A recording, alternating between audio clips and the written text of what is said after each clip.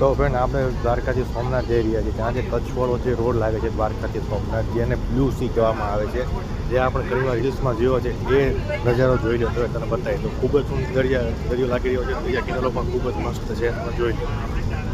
તો ફ્રેન્ડ હવે આપણે આજે સોમનાથ આવ્યા છીએ. સોમનાથ જે આપણે ખોડલધામનું જે લીવા પડેલ સમાજનું અતિથિ ભવન છે ને, ત્યાં આપણે અત્યારે જમવાનો પ્રોગ્રામ રાખ્યો છે જમણવારનો. તો તમને એકવાર જગ્યા ખૂબ જ સુંદર સરસ અને વિશાળ જગ્યા છે, તમને જગ્યા બતાવી દઉં એકવાર. આ ખોડલધામ ટ્રસ્ટનું છે.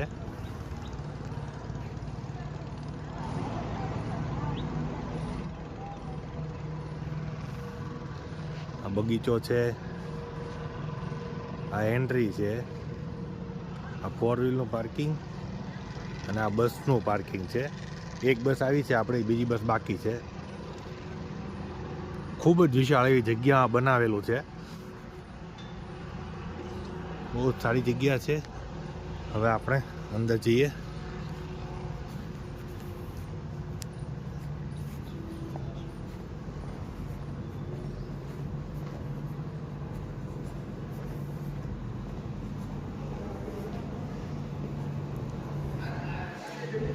આ જમવા માટેની જગ્યા છે આખી.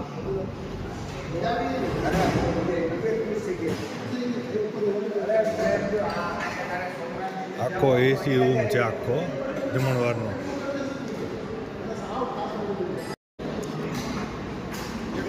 4 days with Taj, Khodaldham Somnath. હવે આપણે જમીને બહાર આવી ગયા છીએ. એક નંબર જમવાનું હતું, ગુજરાતી થાળી. હવે આગળ ખોડલધામના અંદર આવ્યા છીએ. અંદર ખોડલધામ જે આપણે જમણ છે ને, ત્યાં આગળ ચિલ્ડ્રન પ્લે એરિયા તમને બતાવું. નાના છોકરાઓને રમવાનું પણ ધ્યાન રાખ્યું છે. આ નાના છોકરાઓને રમવા માટેનો ચિલ્ડ્રન પ્લે એરિયા બનાવવામાં આવ્યો છે. આ છે ને એ આખી જગ્યાની અંદર જ આવી જાય છે, ઇન્ક્લુડ છે, અંદર જ છે, બહાર જવાની પણ જરૂર નથી. અને મોટો વિશાળ ગાર્ડન છે.